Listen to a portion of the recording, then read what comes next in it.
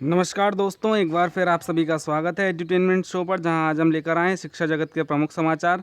आज तारीख है 15 सितंबर 2020, दिन है मंगलवार। तो आज की जो हमारी प्रमुख हेडलाइंस है उस पर एक बार चर्चा कर लेते हैं। संविदा भर्ती के विरोध में सड़कों पर छात्रों का प्रदर्शन, और जो इसका विरोध है वो तेज हो गया है।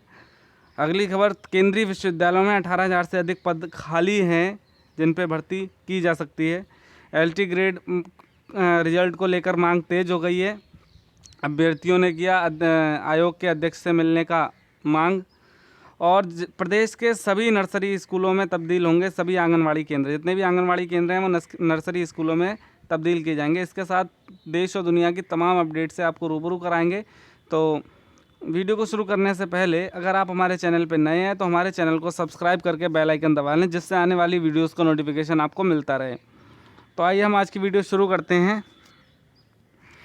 देखिए, राजीव के लिए जली कैंडल, प्रियंका का ट्वीट। बघाड़ा में आत्महत्या करने वाले प्रतियोगी छात्र के समर्थन में सड़क पर उतरे छात्र। प्रतियोगी परीक्षा में सफल न होने के कारण बेरोजगारी का दंश झेल रहे प्रतियोगी छात्र राजीव पटेल के आत्महत्या कर लेने से छात्रों में सरकार के प्रति नाराजगी बढ़ती जा रही है। सोमवार को कांग्रेस महासचिव प्रियंका गांधी वाड्रा ने राजीव को न्याय दिलाने के लिए ट्वीट किया। अपने ट्वीट में उन्होंने संविदा भर्ती के प्रस्ताव को लेकर भी सरकार पर निशाना साधा। वहीं NSUI के बैनर तले छात्रों ने बघाड़ा डेलीगेसी में कैंडल मार्च निकाला। निश्चित रूप से जो मानसिक अवसाद झेल रहे हैं अभ्यर्थी, उसको शब्दों में बयां कर पाना बहुत मुश्किल है। तो सरकार को इस चीज़ की ओर ध्यान देना चाहिए कि अभ्यर्थियों की समस्याओं को समझे, और जो भी भर्तियां पेंडिंग हैं, जो भी भर्तियां लटकी हुई हैं, जिनको जल्द से जल्द पूरा करे और अभ्यर्थियों को जो है मानसिक अवसाद से मुक्त करे। ऐसे में सरकार की नैतिक जवाबदेही बनती है कि जल्द से जल्द इन भर्तियों को पूरा की जाए, और अन्यथा की दृष्टि में नई भर्तियां निकाल कर जो है लंबे समय से जो अभ्यर्थी बेरोजगार हैं उनको एक रोजगार का साधन उपलब्ध कराया जाए।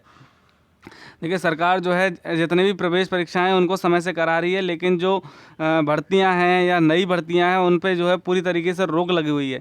तो ऐसे में सरकार को ये सोचना चाहिए कि हर साल 2 लाख 4 लाख बच्चा BEd या BTC करवा के या तमाम सारे कोर्स करवा के वो क्या हो रहे हैं, बेरोजगारों की संख्या को बढ़ा रहे हैं, जबकि उनमें से रोजगार पाने वालों की संख्या ना के बराबर है, क्योंकि भर्तियों की संख्या बहुत कम है और जो है भी वो पूरी नहीं हो रही है बरसों से। तो ऐसे में सरकार को इस चीज़ के ऊपर विशेष ध्यान देना चाहिए। संविदा भर्ती का विरोध, युवाओं ने किया प्रदर्शन। देखिए, पुलिस ने छात्रों को CM का पुतला फूंकने से रोका। समूह खा व गा की सरकारी नौकरी में पहले 5 साल संविदा पर नियुक्ति दिए जाने के प्रदेश सरकार के प्रस्ताव के विरोध में युवा बेरोजगार सोमवार को सड़क पर उतर आए। इलाहाबाद विश्वविद्यालय छात्र संघ भवन के बाहर चल रहे विरोध प्रदर्शन के दौरान जहां NSUI कार्यकर्ताओं और पुलिस के बीच तीखी झड़प हुई, वहीं बालसन चौराहे पर विरोध प्रदर्शन के दौरान युवा मंच के 10 कार्यकर्ताओं को पुलिस ने हिरासत में ले लिया। हालांकि देर शाम सभी को निजी मुचलके पर रिहा कर दिया गया। युवा मंच के अध्यक्ष अनिल सिंह के नेतृत्व में युवाओं ने सोमवार को सुबह बालचर चौराहे पर प्रदर्शन किया।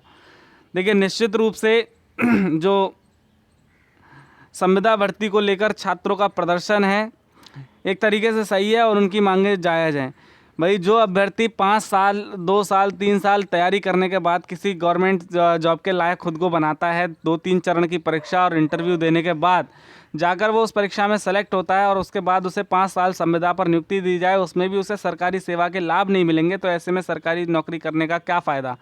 तो इसको लेकर जो है अभ्यर्थियों, जो छात्र हैं, अभ्यर्थी हैं, उनके जो संघ हैं वो विरोध करने लगे हैं, और उसका जो है असर देखने को भी मिला। कल जो है 10 से अधिक लोगों की गिरफ्तारी हुई, शाम को उन्हें जो है रिहा कर दिया गया। तो ऐसे गिरफ्तारी करने से जो है काम नहीं चलेगा। सरकार जो है अपने किए गए वादों से नहीं भाग सकती, और जो सरकार ने वायदे किए थे, जो सभी को रोजगार, सबका साथ सबका विकास, ऐसे तमाम सारे लुभावने वायदे किए थे, उसको पूरा करने के लिए सरकार को जो है अपना जो मैनिफेस्टो था, चुनावी मैनिफेस्टो, उसको पढ़ना होगा और उसे पूरा करना होगा।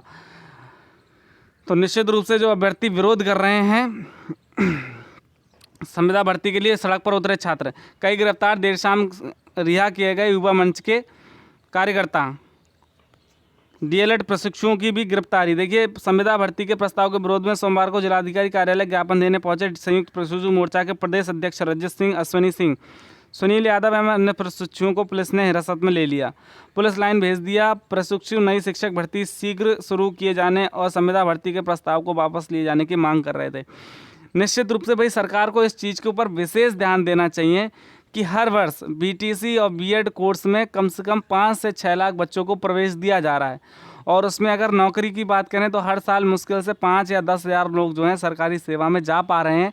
तो इसके पीछे क्या वजह हो सकती है कि भाई आप इतना प्रवेश के लिए जो है 2 लाख, 2.5 लाख, 5 लाख सीटों पर प्रवेश ले रहे हैं, और भर्ती जब निकालने की बात आती है तो 50,000 पद भी मुश्किल से होते हैं, और फिर वो भर्तियां भी लंबे समय से जो है कोर्ट और सरकार के बीच फुटबॉल की तरह घूम रही हैं। तो ऐसे में जो है सरकार की जवाबदेही बनती है कि वो तय करे कि अभ्यर्थियों को क्या करना है, उन्हें रोज़गार उपलब्ध कराना है, नहीं कराना है, कि ऐसे वो धरना प्रदर्शन करते रहेंगे।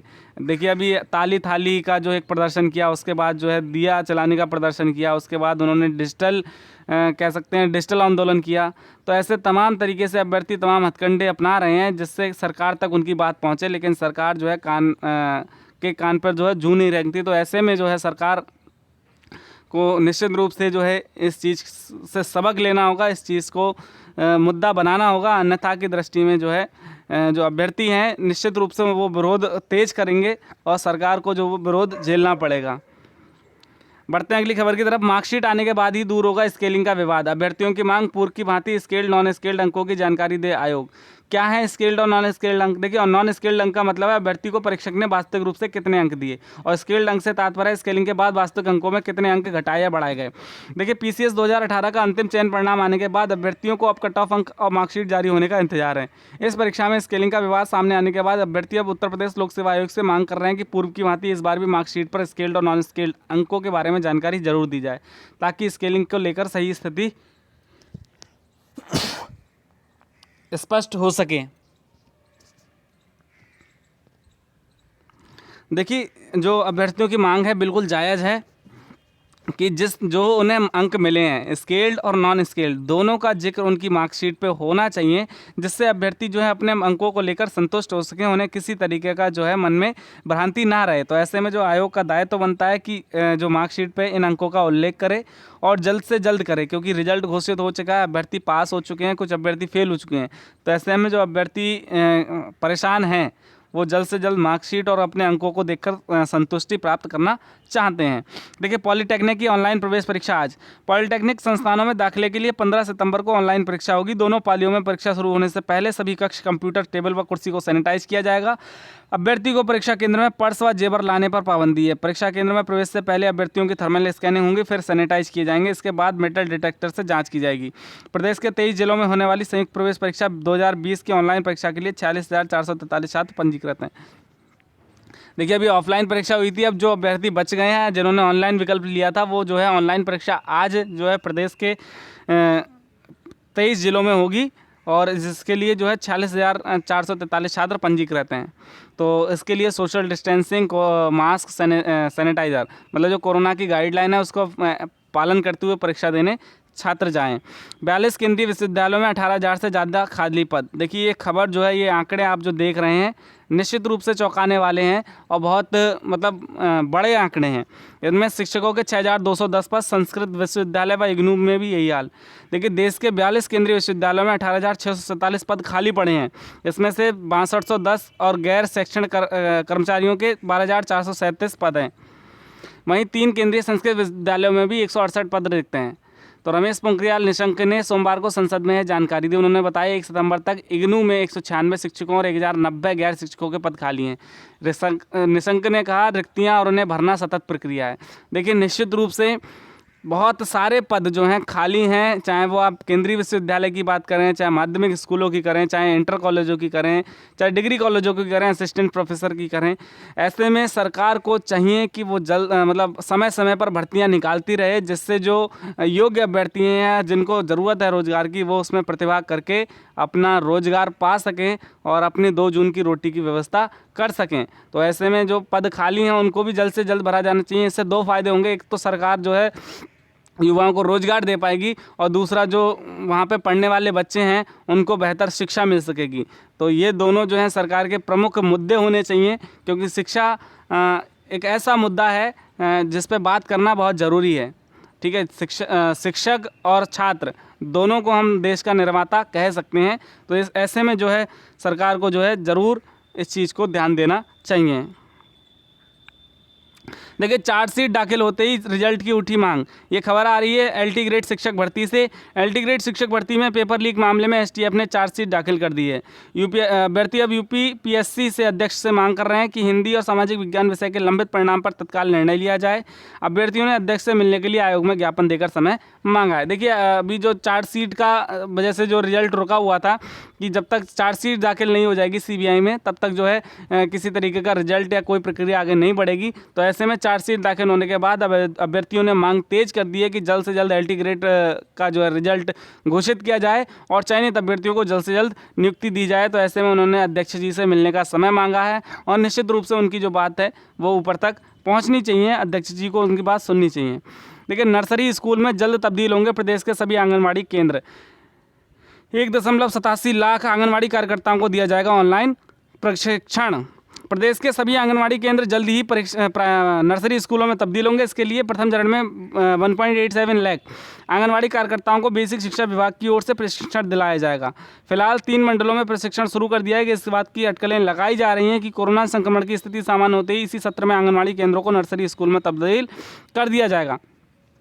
देखिए अभी जैसे ये खबरें पहले से ही आ रही थी कि जो जितने भी आंगनबाड़ी केंद्र है उसमें प्री प्राइमरी क्लासेस मतलब नर्सरी स्कूलों में इसको तब्दील किया जाएगा और जो आंगनबाड़ी वर्कर्स हैं उनको जो है विशेष प्रशिक्षण देकर वहाँ पर शिक्षण कार्य कराया जाएगा। तो ऐसे में जो ये प्रक्रियाएं शुरू हो गई हैं 3 जिलों में इसको अभी लागू किया गया है, उसके बाद ये पूरे प्रदेश में लागू होगा और उसके बाद जैसे ही कोरोना की स्थिति सामान्य होगी तो निश्चित रूप से जो है आंगनबाड़ी केंद्र नर्सरी स्कूल की तरह कार्य करने लगेंगे और इसमें 6 दिन का जो है ऑनलाइन प्रशिक्षण दिया जाएगा। और इससे क्या होगा, प्राथमिक स्कूलों में जो शिक्षा की गुणवत्ता बढ़ेगी। देखिए बच्चा जो है पहली क्लास में जो एडमिशन लेगा निश्चित रूप से वो बेसिक मतलब चीज़ें हैं वो ABCD छोटा बड़ा 1 2 3 ये सब चीज़ें नर्सरी स्कूल में सीख के आएगा। उसे बैठने का तरीका और थोड़ा सा सारी चीज़ें जो बेसिक चीज़ें हैं वो इस नर्सरी स्कूल में सिखाई जाएंगी। तो निश्चित रूप से शिक्षा की गुणवत्ता पर इसका असर पड़ेगा और ये प्रक्रिया जो है जल्द से जल्द लागू होनी चाहिए। नई शिक्षा नीति को लागू करने के लिए बनेगी 13 सदस्यीय स्टीयरिंग कमेटी। देखिए नई शिक्षा नीति 2020 को बेहतर ढंग से लागू करने के लिए माध्यमिक शिक्षा विभाग ने अपर मुख्य सचिव आराधना शुक्ला की अध्यक्षता में 13 सदस्यीय स्टीयरिंग कमेटी का गठन किया है। इस कमेटी में माध्यमिक शिक्षा निदेशक विनय कुमार पांडे को सचिव बनाया गया है। कमेटी माध्यमिक स्कूलों में पाठ्यक्रम को अपडेट करने और परीक्षा के पैटर्न में बदलाव करने सहित कई महत्वपूर्ण सुझाव देगी। इसकी पहली बैठक बुधवार को होगी। इस स्टीयरिंग कमेटी में CBSE के पूर्व अध्यक्ष अशोक गांगुली सहित तमाम जो है सदस्य शामिल हैं। स्टीयरिंग कमेटी देखिए जो कैसे उस शिक्षा नीति को प्रभावी ढंग से विद्यालयों में लागू करना है तो इसके ऊपर जो है एक कमेटी बनाई गई है और वो कमेटी समय समय पर बैठक करके समय समय पर रिपोर्ट लेगी और उस चीज़ों का जायज़ा लेगी। तो निश्चित रूप से ये बेहतर प्रयास है सरकार का और राज्य सरकार का कि नई शिक्षा नीति को जल्द से जल्द लागू किया जाए और जो उसके मानक हैं उनको पूरा करते हुए जैसे पाठ्यक्रम में बदलाव है तमाम सारी चीज़ें हैं उनको भी जल्द से जल्द पूरा कर लिया जाए जिससे आने वाले सत्र में नई शिक्षा नीति प्रभावी ढंग से लागू हो सके। CET से राज्यों की नौकरियों के भी खुलेंगे रास्ते। देखिए सरकारी नौकरी की तैयारी कर रहे युवा बेरोजगार के लिए राहत देने वाली खबर है। राज्य सरकार अब ऐसी व्यवस्था करने जा रही है जिससे ग्रुप C के पदों पर न केवल भर्ती की प्रक्रिया तेज हो जाएगी बल्कि अभ्यर्थियों की परेशानी भी कम होगी। केंद्रीय स्तर की नेशनल रिक्रूटमेंट एजेंसी द्वारा कराए जाने वाले कॉमन एलिजिबिलिटी टेस्ट CET के सफल अभ्यर्थियों को राज्य में UPSSC की मुख्य परीक्षा में बैठने का सीधा मौका मिलेगा। इस संबंध में आयोग ने नियमावली में संशोधन संबंधी प्रस्ताव राज्य सरकार को भेजा है। प्रस्ताव का जल्दी कैबिनेट से मंजूरी मिल सकती है। तो देखिए निश्चित रूप से अभी ये आया था जिसमें बैंकिंग रेलवे और 3 सेक्टर थे जिसमें बैंकिंग रेलवे था जिसमें जो है एक CET के माध्यम से सभी परीक्षाओं में आप जो है मुख्य परीक्षा में डायरेक्ट बैठ सकते हैं और ये आपका CET जो है 3 साल के लिए वैलिड होगा। अब इसी आधार पर उसी CET के आधार पर जो है राज्य भी अपने राज्य में होने वाली परीक्षाओं में शामिल कर सकते हैं। इसके लिए उत्तर प्रदेश UPSSC ने भी जो है सरकार को प्रस्ताव भेजा है कि जो है इस चीज़ को माना जाए और सरकार जो है इस पर जल्द निर्णय ले सकती है। तो इससे निश्चित रूप से अभ्यर्थियों को लाभ मिलेगा। कम समय के साथ जल्द भर्ती प्रक्रिया पूरी होगी ऐसी जो है इससे आशा है।